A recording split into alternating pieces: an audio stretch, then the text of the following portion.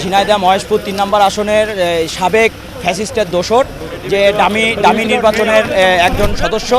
তার পরিচয় আমাদের দেওয়া হচ্ছে যে সে এক্স আর্মি জেনারেল।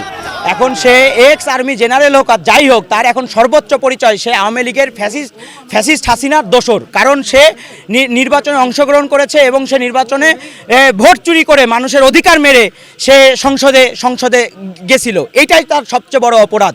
পুলিশ এবং আর্মির ঊর্ধ্বতন কর্মকর্তাদের সাথে কথা বলেছি এবং কথা বলে এতটুকু এনশিওর করতে পেরেছি যে তাকে থানা হেফাজতে নেওয়া হবে এবং তার শালককেও নেওয়া হবে।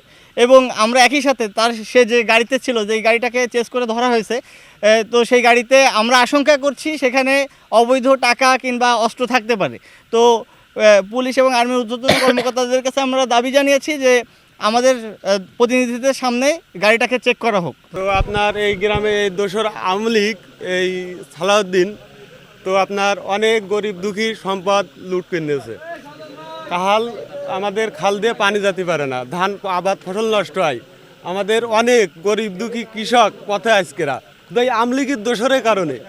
সালাউদ্দিন ইনি ছিলেন হলো আর্মির মেজর, কিন্তু এই যে থাকার পরে আমাদের এই জায়গায় আগে মনে করেন হলো ভেরি ছিল, ওই যে মাছ চাষ করতো।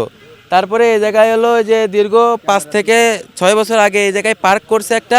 পার্ক করার পরে মনে করেন যে আমাদের গ্রামে মানুষ, আশেপাশে যে অসহায় কৃষক ছিল, তাদের সকল জমি মনে করেন কীভাবে নিতে হয় সে সর্বভাবে চাপ দিয়ে পুলিশ প্রশাসনের মাধ্যমে, তখন আওয়ামী লীগ সরকার ক্ষমতায় ছিল, সেই অবস্থায় সে মানে যে আমাদের আশেপাশের সকল জমি দখল করছে।